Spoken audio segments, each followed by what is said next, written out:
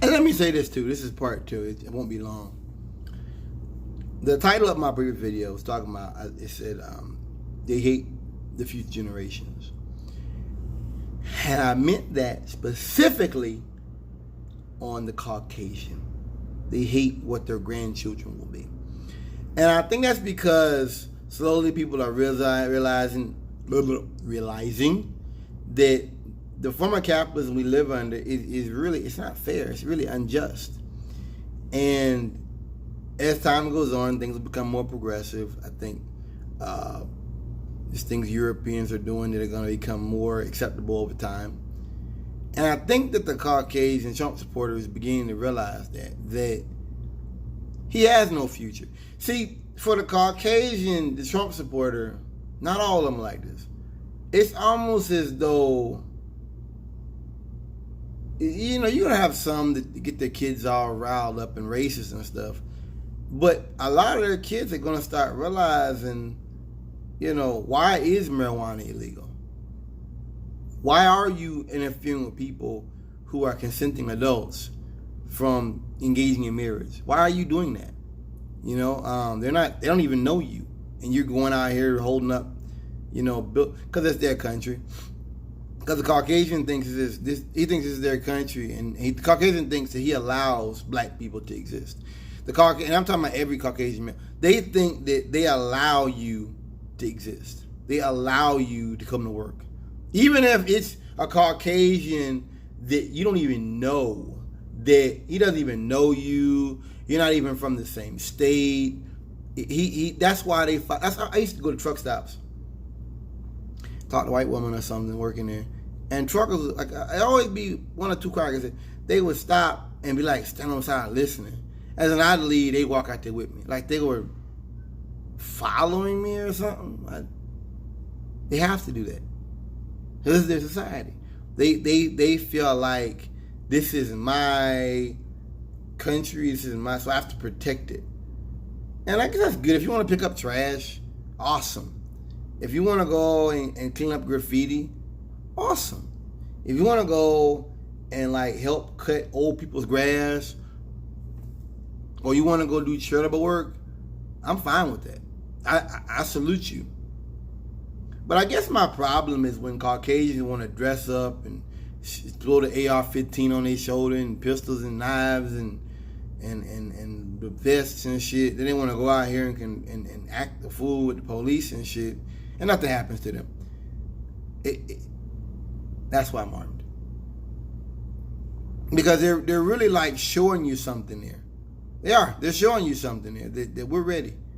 You know, there's a meme I put out every so often to people.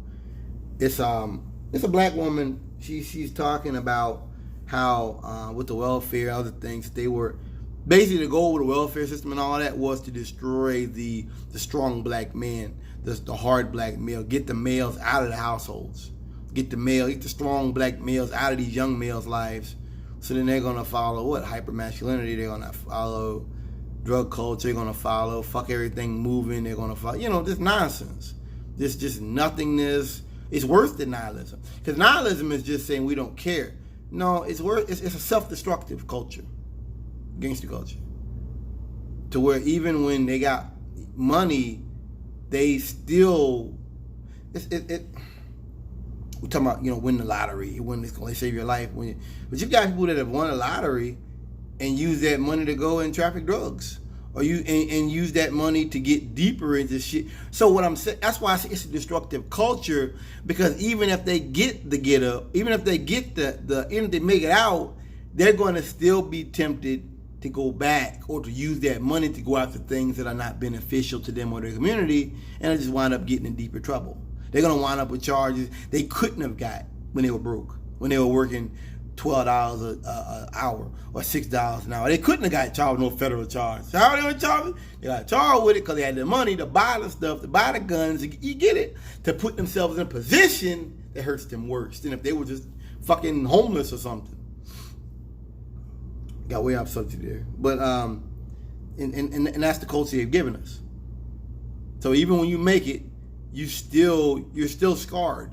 It's like a woman that gets raped. Even if she gets away and saved and gets counseling, she'll still have that stuff on her, and you know, a lot of them are like that, where they're not right, and they're gonna carry that baggage because they're injured, they're damaged still.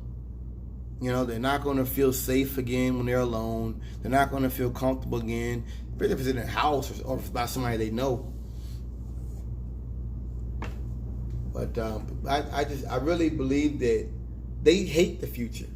It's almost like white folks feel like fuck future generations, because they're gonna be communist. You know, that's why they're doing all this stuff with the voter ID and all sorts of kind of stuff, because they're running out of time. I've heard conservatives say that if this got elected, we'll never get another Republican politician, Republican kind of president for the next 20 years, something like that. I've heard stuff like that before. And they just talk. They believe that. You know, they're at war. And it's a brother on YouTube, he talks about that. They talk about white supremacy. Anti-racism is a white genocide. And I realize now it's kind of true, because rednecks need black people to be down. They need us to be, as I spoke earlier, to engage in this gangster culture, to where even if you make it, and you probably won't, but even in that 1 in 100 chance that you do make it, that you get a job and you're making $100 grand a year, you're gonna just use it to damn transport dope. You're gonna just use it to go out here and fuck with prostitutes. You're gonna just use it to go out here and do dumb stuff that's just gonna really destroy you and destroy everybody around you. You know, you're building a bomb instead of using, like, I got my money with Walmart. I went and got a hazmat. Got a sweet card. You see what I'm saying? These are things that move me forward. I bought a car. I don't use my money to go out and gamble or drink or nothing like that, or go smoke or nothing like that. You know? I don't know anybody to do that. But anyway, I'm getting off subject. My thing just is, I think they're at war. Not all of them. I think there's a great percentage of America, white people, who are like, fuck it. We can't run it. We'll destroy it, and white children will be destroyed as well. You know, we're in a time where white people are at war with each other. The woman and the man are fighting amongst each other, and the children are too. So at the end, this is the downfall of white supremacy. Peace out.